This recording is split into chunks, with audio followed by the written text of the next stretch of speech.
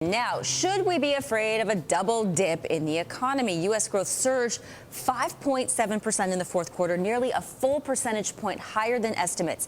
But my next guest says the numbers are misleading, and you can blame inventories for making growth seem stronger than it really is. Kevin Hassett joins me now from Washington. He is the Director of Economic Policy Studies at the American Enterprise Institute and a former senior economist for the Federal Reserve. He's also a Bloomberg columnist. Welcome, Kevin. First, explain why inventories made such a big impact on the last GDP report. Well, inventory accumulation or slower decumulation accounted for really about half of the growth that we saw in the fourth quarter. And I went back and looked at the 9 quarters that looked kind of like that in the post-war period, where we got a surge in growth, but it came from inventories.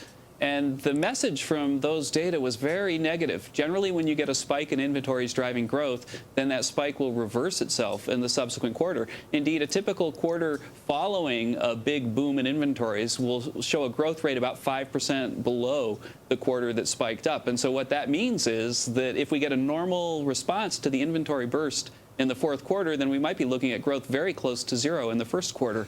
If that happens, then people will start talking about the double dip. And that's the crux of your latest op-ed piece. So we really should not get excited then, right, about this last print on GDP. Could we theoretically first take in the first quarter GDP see a 0% growth? Could we be back to like recession concerns? I don't think that people, at least the consensus of folks, are looking for that. But I think that we need to be prepared for news that's a lot worse than the market expects right now, because the inventory accumulation in the fourth quarter historically has signaled a decline in growth in the subsequent quarter, and there's a good reason for that. What happens is that people decide how much they're going to sell, and then they prepare their stock for their expectation, and then the people either show up and buy things or they don't.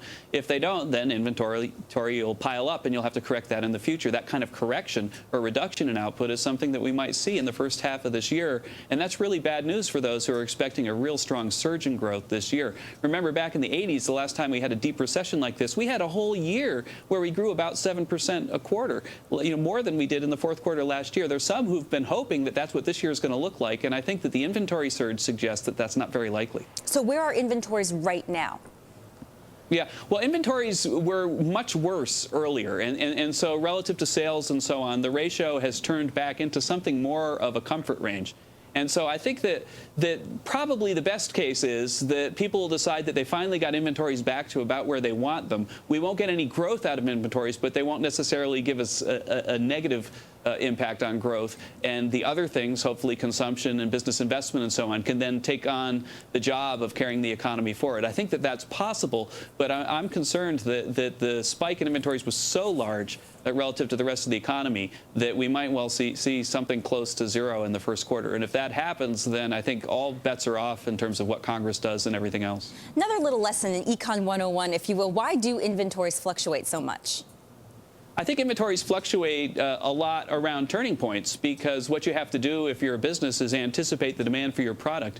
And when that demand turns on a dime, then you're going to find yourself stuck holding a bag, because some stuff like an airplane can take a really long time to build. And so you got to decide, okay, well, how much or how many cars am I going to make? That's not something that you can turn from day to day. And so you anticipate how much people are going to want to buy 2 months from now, say, and then you prepare your output accordingly. And then if in 2 months the demand isn't there, then all of a sudden you've got a huge amount of stock sitting around, and you have to ratchet down your output accordingly. Kevin, what other red flags have you calling for a double dip, or at least calling for the discussion of a double dip? Yeah. Well, I think that there's a lot of policy uncertainty right now. We don't know which tax rates are going up. For example, the dividend tax is in play this year. If the dividend tax rate goes back up upwards of 35–40%, then that's really bad news for equity markets. I think that the top marginal income tax rate is also going up a lot this year, and those tax hikes historically have been drags on the economy. I think also just general uncertainty about what the U.S. is going to do with all of this debt is a drag. So if you were thinking about maybe I should start a new plant in the U.S., then you might be worried that Congress is going to try to fix the debt problem by taxing you in the future.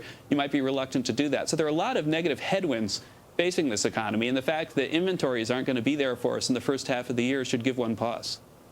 Kevin Hassett, the Director of Economic Policy Studies at the American Enterprise Institute and a former senior economist for the Federal Reserve, also a Bloomberg columnist. Thanks for your time. Appreciate it. Thank you. Have a good afternoon.